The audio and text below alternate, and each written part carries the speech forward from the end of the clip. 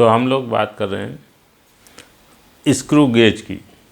तो देखा था हमने कल लास्ट क्लास में देखा था कि जो हमारा स्क्रू गेज है उसमें एक स्क्रू होता है, उसके ऊपर फिट कर देते हैं एक सर्कुलर स्केल, फिर उस स्क्रू को एक मेन स्केल के अंदर डालते हैं।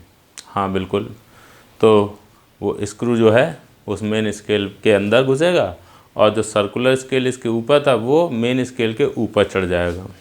बिल्कुल, ये देखिए इस टाइप की सिचुएशन थी हमारे सामने। ये हमारा एक खोखला सिलेंडर है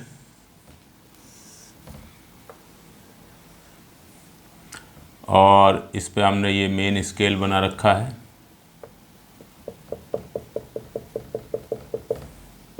ये मेन स्केल है। इधर से ये कुछ आपने ज्वाइन कर रखा है, इधर से एक मेटल का ये पोर्शन बना रखा है। वो इसलिए मैंने कल बताया था आपको कि इसके अंदर से जब स्क्रू आएगा तो वो यहाँ पे रुकेगा आके। ठीक है, ये मेन स्केल है, फिक्स्ड है, ये कहीं नहीं जाना, ना ये घूमना है ना इसको आगे पीछे जाना है, ये फिक्स्ड है।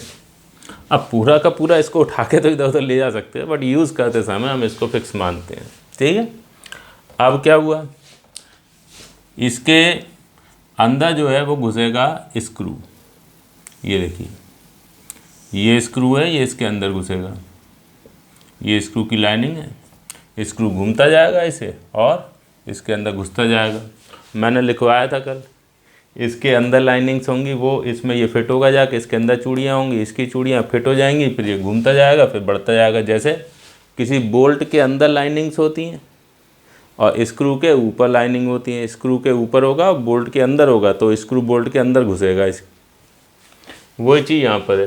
ये देखो, ये स्क्रू मैंने पतला दिखाया है, ये मोटा दिखाया है, तो स्क्रू इसके अंदर घुस जाएगा। ठीक, और इधर जो है एक सर्कुलर स्केल जो है वो मौजूद है। चाहिए तो सर्कुलर स्केल जो है वो कुछ ऐसे दिखा दिया हमने। स्क्रू का हेड, ये सर्कुलर स्केल समझाया था मैंने। ये क्या था, ये आपका एक हॉलो सिलेंडर है, ड्रम है कोई, उसके ऊपर यहाँ पे निशान बने हुए हैं। ठीक है,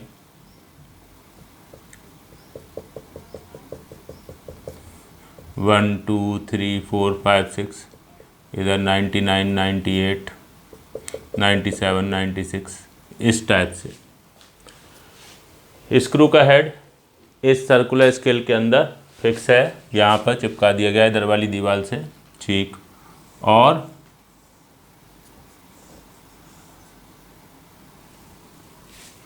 जब ये सर्कुलर स्केल घुमाया जाएगा तो स्क्रू उसके साथ साथ घूमेगा।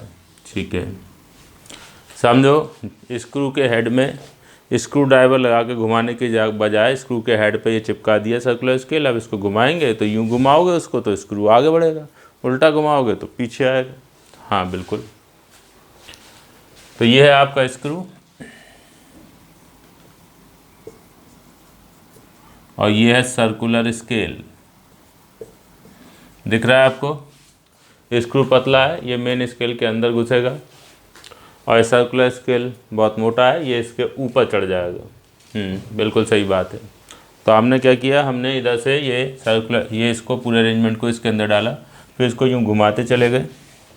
ये देखिए ये सर्कुलर स्केल है, ये अंदर स्क्रू है, इसको यूँ घुमाते चले जाएंगे और ये इसके अंदर घुसता चला जाएगा ऐसे करके। ठीक है, ये आपका सर्कुलर स्केल भी घूमेगा, साथ स्क्रू, सर्कुलर स्केल इसके ऊपर चढ़ता जाएगा, स्क्रू इसके अंदर घुस जाएगा, स्क्रू इसके अंदर से घुस के इधर निकल जाएगा। सही है। अब जब ये होगा तब उसके बाद का जो डायग्राम है वो अब हम यहाँ पर बनाते हैं। ठीक है, पहले इतनी बात क्लियर हुई। ये डायग्राम तो मैंने पिछली क्लास में ही बनाया था। ठीक है, अगर आप चाहें तो एक बार और बना सकते हैं। ठीक है, और इसमें ये चीज़ जो है, या फिर अगर मान लो इसमें मैंने ये लिखा है मेन स्केल फिक्स्ड है, तो सिर्फ डायग्राम अगर बना है पिछली बार वाला तो उसमें बस इतनी बात लिख लो। सही है, तो ये सिंपल सी सिचुएशन है, कुछ भी खास इसमें ऐसा नहीं है जो बहुत टफ हो, समझने में दिक्कत करने वाला हो, कुछ भी ऐसा कठिन इसमें नहीं है। अब इसको जब इसके अंदर डाल देंगे तब ये अरेंजमेंट जो है कैसा दिखेगा वो देखते हैं। चलिए इसी में बनाते हैं। हाँ जी, तो ये देखिए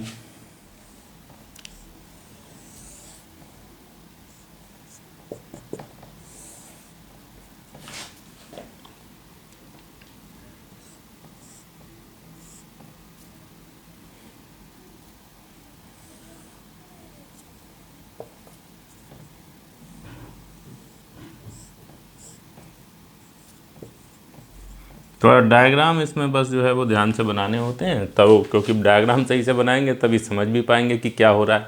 अब वही चीज़ है ना, एक तो स्क्रू गेज हमारे सामने नहीं, दूसरा स्क्रू गेज हमारे सामने अगर हो भी तो भी उसके ये पार्ट सब अलग अलग करके देखना वो नहीं हो पाता है। ठीक है, तो इसीलिए इसको हम थोड़ा आराम से समझा रहे हैं। ठीक है, ये देखिए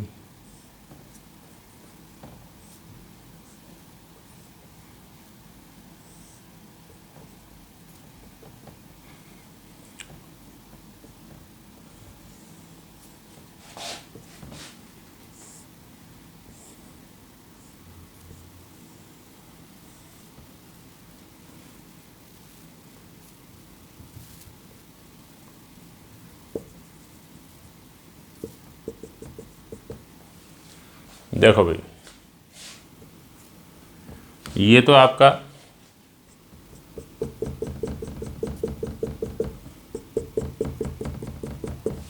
ये आपका मेन स्केल है। ये स्क्रू मेन स्केल के अंदर से घुस के उधर से घुस के इधर से निकल लिया है। और ये सर्कुलर स्केल है, CS लिख देता हूँ, सर्कुलर स्केल। ठीक है, ये मेन स्केल का मतलब MS। ठीक, अब ये स्क्रू जो है वो इस मेन स्केल के पीछे से यहाँ से अंदर से घुसकर और ये देख लीजिए, ये मेन स्केल है, इतना स्क्रू उसके अंदर से घुस के इधर से निकल आया। यहाँ शायद छोटा था स्क्रू, थोड़ा मैंने बड़ा कर दिया है। ठीक है, अब क्या हुआ, अब ये सर्कुलर स्केल जितना आप रोटेट करते चले जाएंगे ऐसे, ये स्क्रू उतना इसके मेन स्केल के अंदर घुस के आगे बढ़ता जाएगा। तो स्क्रू और CS ये साथ में आगे बढ़ेंगे। तो CS जो है वो आगे भी बढ़ेगा और घूमेगा भी, समझे। देखो मेन स्केल क्या है, फिक्स, स्क्रू उसके अंदर घूम के आगे बढ़ रहा है और सर्कुलर स्केल भी घूमते हुए आगे बढ़ता चला जा रहा है, क्योंकि सर्कुलर स्केल स्क्रू में फिक्स है। दिख रहा है आप लोगों को। तो ये घूमता जाएगा, आगे बढ़ता जाएगा। यूँ क्लॉकवाइज घुमाओगे तो ये स्क्रू और सर्कुलर स्केल आगे बढ़ेंगे, उल्टा घुमाओगे तो ये पीछे आएंगे। ठीक है, तो ये इस टाइप का अरेंजमेंट जो है वो हमारा बन गया।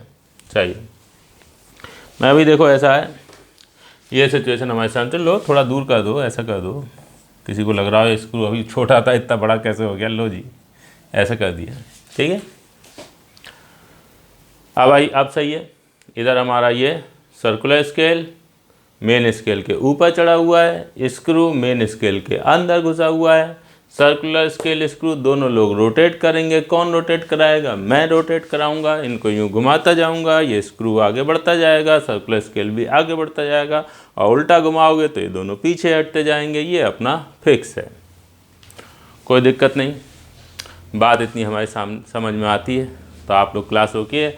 और ये डायग्राम तो शायद पहले से बना था लास्ट क्लास का, तो अगर वो बना है, अच्छे से बनाया था तो ठीक है। अगर कोई कन्फ्यूजन इसमें है तो दोबारा बना लो। और फिर ये तो आपको अभी बनाना ही है। ठीक है, अच्छा ये डॉटेड लाइनें दिखाई हैं, दिखाइएगा। डॉटेड लाइनें दिखा रही हैं कि जैसे डॉटेड लाइन ये बता रही है कि हाँ ये स्क्रू मेन स्केल के अंदर से घुसता हुआ ऐसे आ रहा है।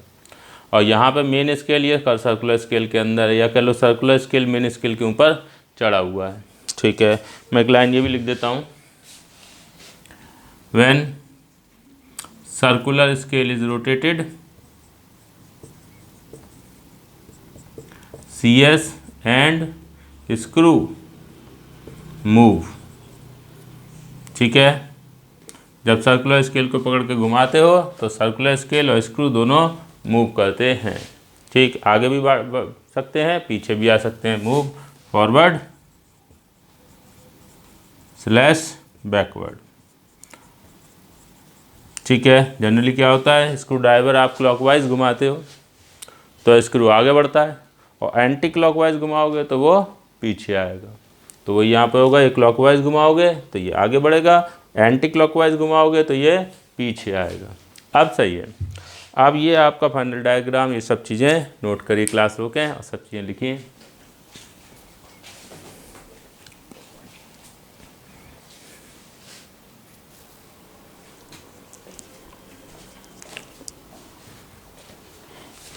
हाँ जी, तो अब हम ये बात करते हैं कि जो हमारे पास स्क्रू गेज है, इसमें हम जो सर्कुलर स्केल है इसको घुमा रहे हैं।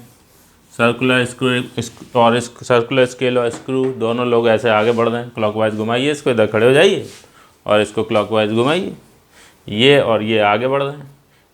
ये सर्कुलर स्केल मेन स्केल के ऊपर चढ़ता जाएगा और स्क्रू मेन स्केल के अंदर से आगे निकलता जाएगा। अब स्क्रू गेज जब बनाएंगे तो अब इसमें क्या करेंगे, यहाँ आगे एक स्टॉपर टाइप का लगाएंगे कि स्क्रू आगे बढ़ता जाएगा तो कहाँ तक जाएगा, तो ये स्टॉपर लगा दिया जिस पे जाके ये स्क्रू रुक जाएगा। तो स्क्रू गेज जब बनाएंगे, जो भी आदमी बनाएगा वो इस बात का ख्याल रखेगा कि जब ये स्क्रू यहाँ पर जाके मिले, यानी स्क्रू और इस स्टॉपर के बीच में कोई गैप ना हो, तो ये जो सर्कुलर स्केल है ये बिल्कुल आगे बढ़ते बढ़ते मेन स्केल के यहाँ तक, ये जीरो वाला निशान यहाँ तक पहुँच जाए, और सर्कुलर स्केल का जो जीरो होगा, ये ऐसे होगा ना, 0 1 2 3 ऐसे निशान बने हुए होंगे, ठीक है। तो सर्कुलर स्केल का जीरो इस लाइन के साथ एग्जैक्टली मैच करना चाहिए। अब ये हमें चिंता नहीं करनी है, ये तो जो स्क्रू गेज बनाएगा वो चिंता करेगा भाई, वो इसका ध्यान रखेगा कि यार ये निशान मेन स्केल पर सर्कुलर स्केल पर ऐसे बनाए जाएं, ये स्क्रू स्टॉपर इस टाइप से सेट किए जाएं कि जब स्क्रू जाके स्टॉपर से मिले, स्क्रू और स्टॉपर के बीच में कोई गैप ना हो, तो उस समय सर्कुलर स्केल आगे बढ़ते बढ़ते ये मेन स्केल के जीरो तक पहुंच जाए, और सर्कुलर स्केल का जो जीरो है वो मेन स्केल की इस लाइन से क्या मैच करना चाहिए, ठीक। तो अब मैं यहाँ पर वो डायग्राम बनाने जा रहा हूँ, ठीक है। और देखते हैं फिर इससे किसी चीज़ का मेज़रमेंट कैसे करेंगे वो देख लिया जाएगा, ठीक। आप देखिए, ये आपने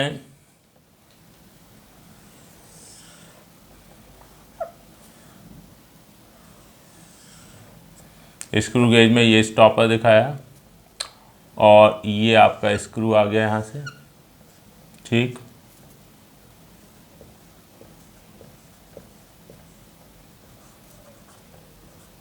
यहाँ पर नो गैप, कोई गैप नहीं है, ठीक है। तो जीरो गैप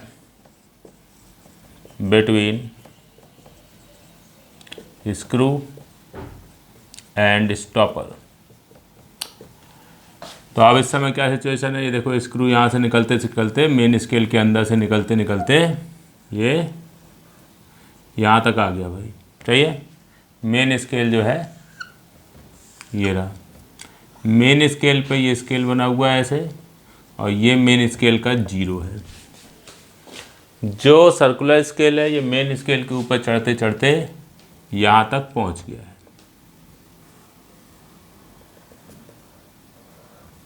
ये देखिए सर्कुलर स्केल मेन स्केल के ऊपर चढ़ते चढ़ते यहाँ तक आ गया,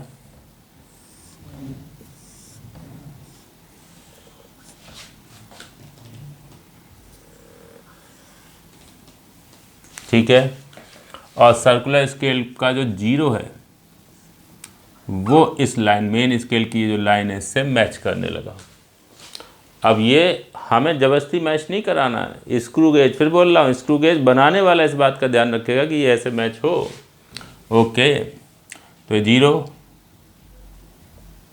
या 1 2 3 4 5 6 7। अब ये इतनी पास पास नहीं होंगे, तो मैंने ऐसी, क्योंकि बहुत पास बनाऊंगा तो लिख नहीं पाऊंगा ना 1 2 3 4, ठीक है। ऐसे इधर 99 98 97 96 95 ऐसे।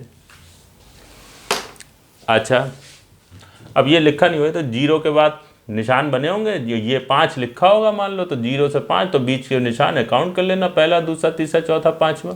चाहिए लो, नहीं लिखता हूँ मैं, ऐसा कर दूँ, ये 5वां निशान है, ऐसे इधर नीचे ये जो निशान है मार्क का, ये 95 है। तो अब बीच के जो निशान है अपने आप समझ में आ गया, ये वाला 96, 97, 98, 99, इधर 1 2 3 4 ऐसे।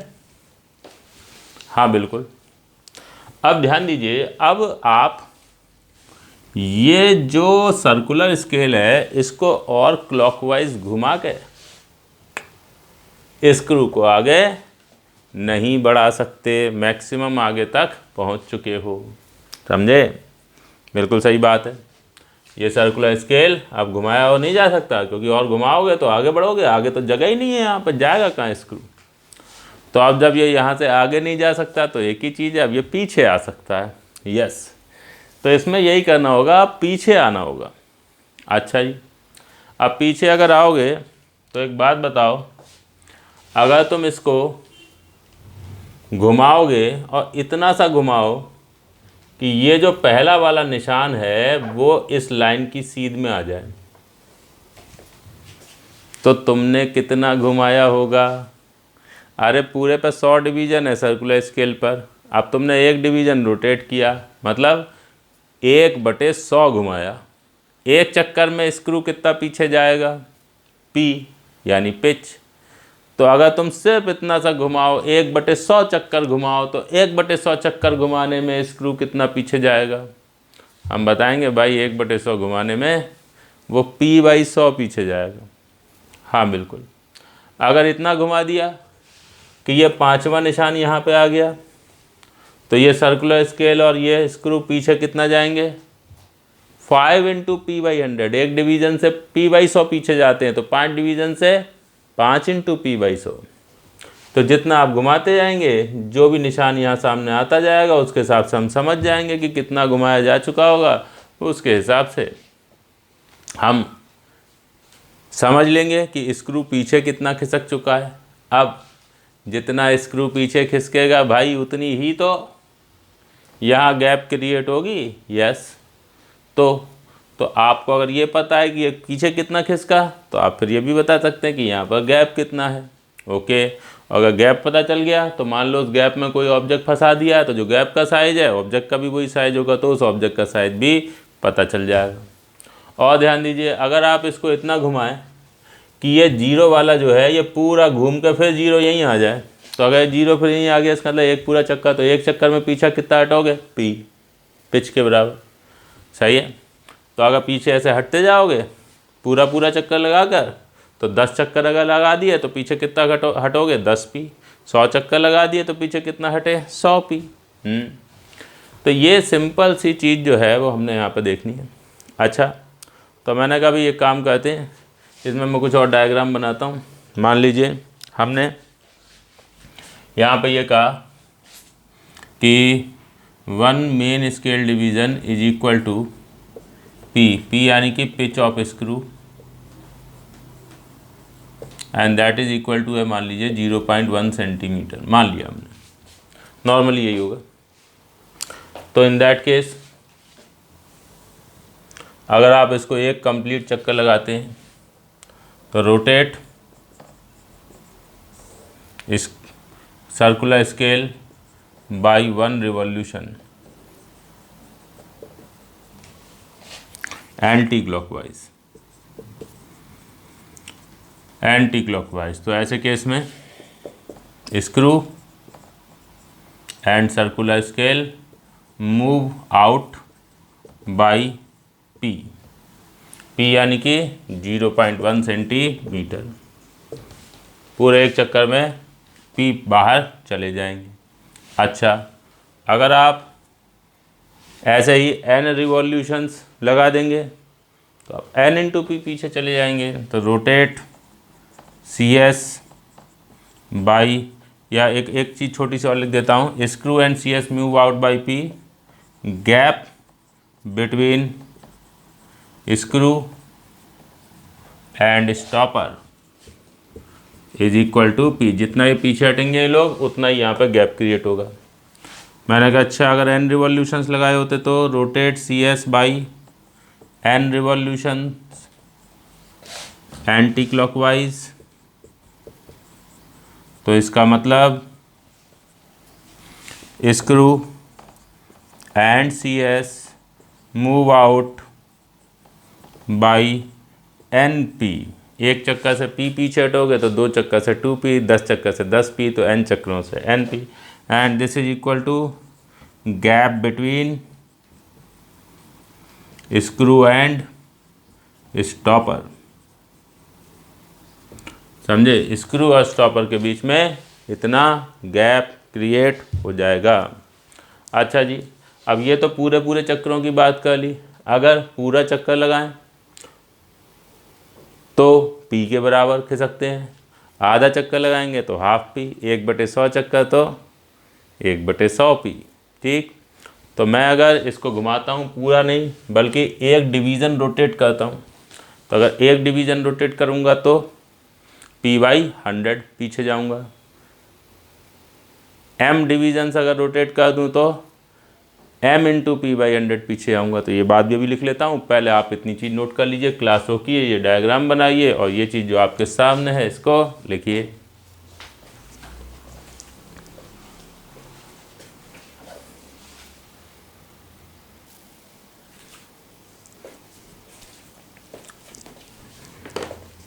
हाँ जी, तो फिर तो हम लोग फिर ये बात करते हैं कि भाई अगर मैं सर्कुलर स्केल को 1 डिवीज़न रोटेट करता हूँ तो क्या होगा।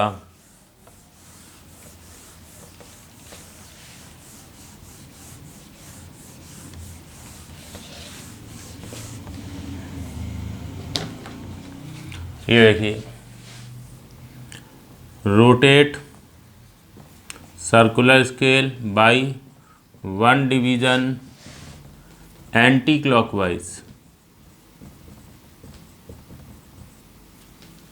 ठीक है, तो जो स्क्रू है and circular scale move back by 1 division का मतलब हो गया 1 डिवीज़न का मतलब हो गया 1/100 रिवॉल्यूशन। समझे, क्लियर करते जा रहे हैं हर चीज़।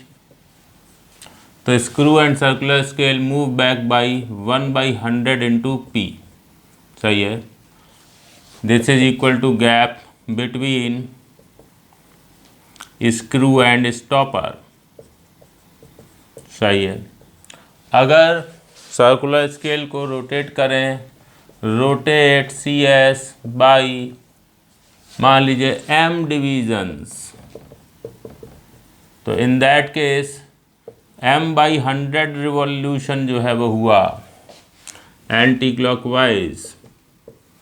तो हमारा जो स्क्रू है एंड सर्कुलर स्केल है ये move back by m/100 P। समझे, move back by m/100 P, this is equal to gap between screw and stopper. ठीक है, अब मान लीजिए हमने जो सर्कुलर स्केल है उसको n तो कंप्लीट रिवॉल्यूशन घुमाए और उसके बाद m डिवीजन्स रोटेट कर दिया, तब तो rotate C S by n revolutions, n complete revolutions, clear कर देते हैं, n complete revolutions and m divisions. पहले आपने उसको 10 तो पूरे चक्कर घुमाए, तो 10 क्या हो गया n, और फिर 10 के बाद फिर थोड़ा सा और घुमाया, पूरा चक्कर नहीं थोड़ा सा और, तो उसमें पता चला आपने मान लो 30 डिवीज़न घुमा दिए या 35 डिवीज़न घुमा दिए या 25 डिवीज़न घुमा दिए, 27 डिवीज़न और घुमा दिए फिर, तो and m divisions anti clockwise. तो इन दैट केस स्क्रू और सर्कुलर स्केल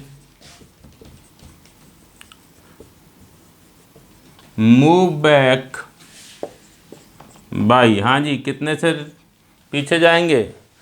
एक चक्कर से कितना पीछे जाते हैं? पी। एन पूरे चक्रों से कितना पीछे आओगे? N P.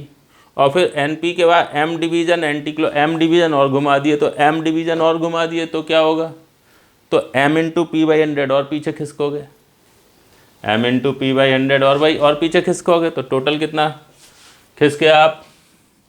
N into P plus M by 100 into P, and this is equal to gap between screw and stopper. समझे? तो अगर ये सिचुएशन यहाँ पर आ गई है तो अब हम ये कैसे पता करेंगे कि भाई कितने कंप्लीट रिवॉल्यूशन हुए? या तो ये गिनती गिनते जाओ, 1 चक्कर, 2 चक्कर, 3 चक्कर, 4, 5, 6, 7, 8 ऐसे गिनते जाइए। या दूसरा तरीका यह है कि पूरे पूरे चक्कर मत गिनिए, पूरे पूरे चक्कर वाली चीज़ को मेन स्केल पे देख लेना। मेन स्केल पे पता चल जाएगा कि मेन स्केल का कितना पार्ट आपको दिखाई दे रहा है, उससे आपको ये वाली चीज़ मिलेगी। और सर्कुलर स्केल का कौन सा डिवीज़न मेन स्केल की लाइन से मैच कर रहा है, उससे आपको ये वाली चीज़ मिल जाएगी। तो मैंने, ठीक है, मैं एक काम करता हूँ, मैं डायग्राम बना सकता हूँ किसका? इस सिचुएशन का, कि जब एन कंप्लीट चक्कर लग चुके हैं और एम डिवीज़न सर्कुलर स्केल और रोटेट कर चुका है। घुमाना देखो, आपके हाथ में तो सर्कुलर स्केल ही है, आपके हाथ में क्या है? सर्कुलर स्केल, उसी को घुमा रहे हो। तो सर्कुलर स्केल के एन रिवॉल्यूशंस और फिर एम डिवीजन्स, और सही है।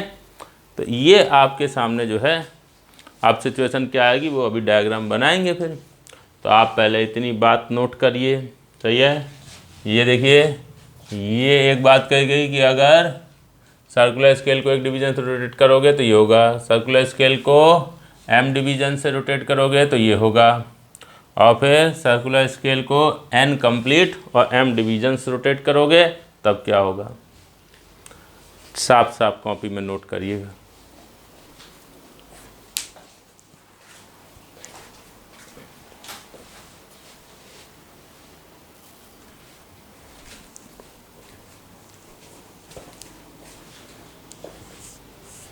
हाँ जी, तो हम लोग ध्यान देते हैं।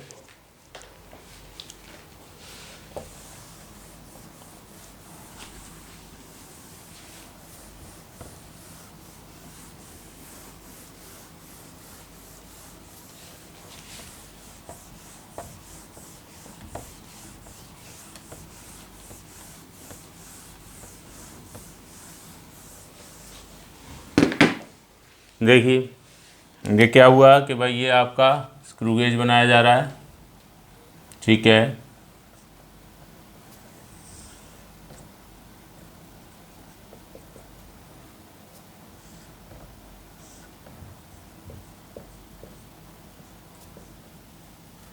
ये स्क्रू देखो पीछे खिसक चुका है, ये मेन स्केल के अंदर घुस रहा है।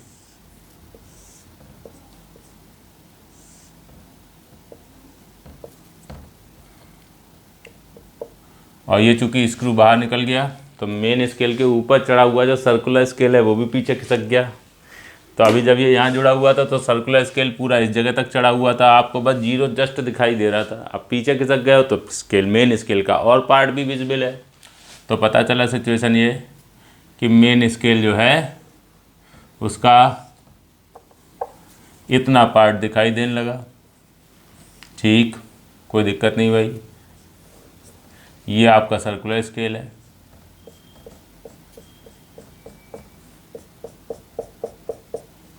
ठीक है।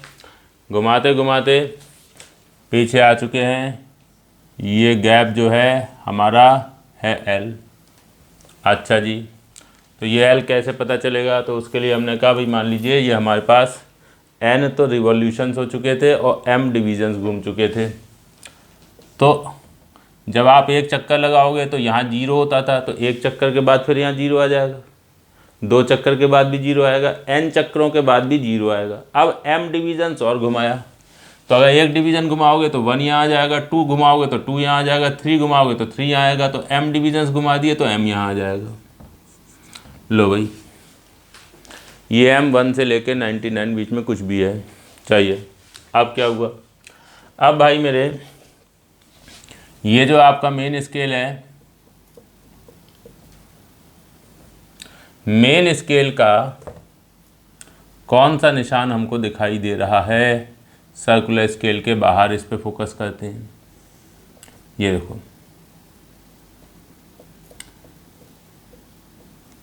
मेन स्केल का ये पहला, ये दूसरा, यहाँ लिखता हूँ मैं, ये 0, ये 1, ये 2 करते करते ये मेन स्केल का nवां निशान दिखाई दे रहा है। तो nth mark on ms is visible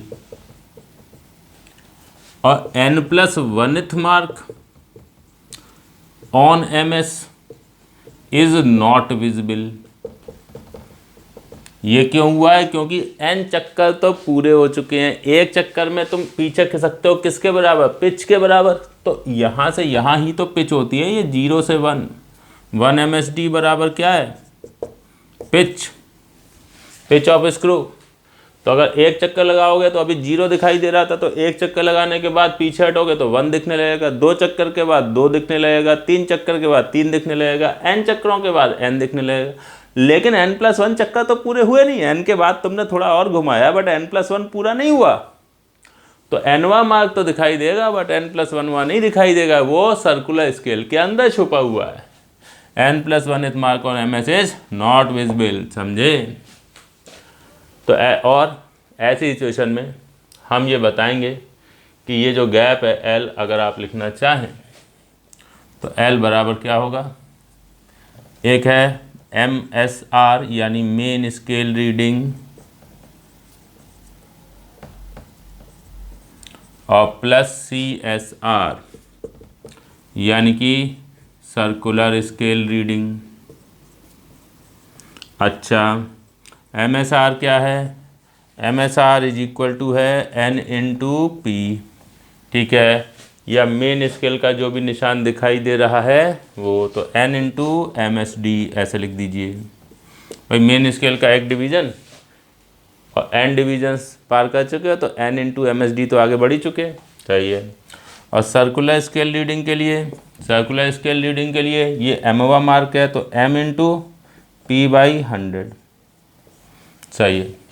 ये जो P/100 है, लीस्ट काउंट है जो हमारा LC, वो यही होगा 1/100 इंटू P, समझे? लीस्ट काउंट जो है वो 1/100 इंटू P होगा। अगर P 0.1 सेंटीमीटर है तो इन दैट केस ये 1/1000 सेंटीमीटर यानी कि 0.001 सेंटीमीटर होगा, समझे? एक जो है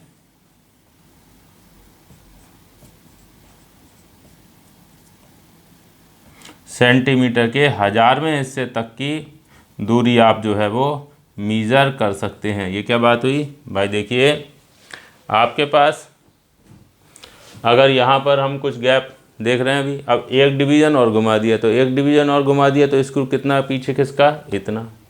यानी कि मिनिमम इतनी लंबाई जो है वो हम कंफर्म तौर पर कह सकते हैं कि हम पीछे हट गए, आगे हट गए, या इतना और गैप क्रिएट कर दिया, बढ़ा दिया इतना। तो ये वो मिनिमम दूरी है जहाँ तक आप चीज़ें मीज़र कर पाएंगे इस स्क्रू गेज के द्वारा। तो गैप मीज़र कर रहे हो, मैंने जैसा बोला कि भैया कोई ऑब्जेक्ट है जिसको मैं गैप के बीच में फंसा दूंगा, तो गैप बराबर उस ऑब्जेक्ट का साइज। लो, यहाँ पर आपने एक ऑब्जेक्ट फंसा दिया ऐसे करके, तो भाई ये ऑब्जेक्ट अगर फंसा दोगे तो ऑब्जेक्ट की जो ये साइज़ है ये इस एल के ही तो बराबर होगी, सही है? तो चाहे ये कह लो कि स्क्रू और स्टॉपर के बीच का गैप, या ये कह लो कि उसके बीच में फंसे हुए ऑब्जेक्ट का साइज़, एक ही बात है। और वो पता कैसे करोगे? यहाँ देख के। मेन स्केल का जितना दिख रहा है मामला वो हो गया मेन स्केल रीडिंग, और सर्कुलर स्केल का कौन सा निशान यहाँ मैच कर गया उसके हिसाब से आपको क्या मिलेगी? सर्कुलर स्केल रीडिंग, सही है? तो ये सिंपल सी चीज़ है, देख लीजिए एक बार और कुछ भी ऐसा कठिन नहीं है, बस एक बार सही समझना होता है, ठीक है। और वर्नियर के कंपैरिजन में ये स्क्रू गेज आसान है, काफ़ी आसान है, ठीक है। देख के कॉपी में नोट करें, क्लास रोकें, कॉपी में नोट करें ठीक से।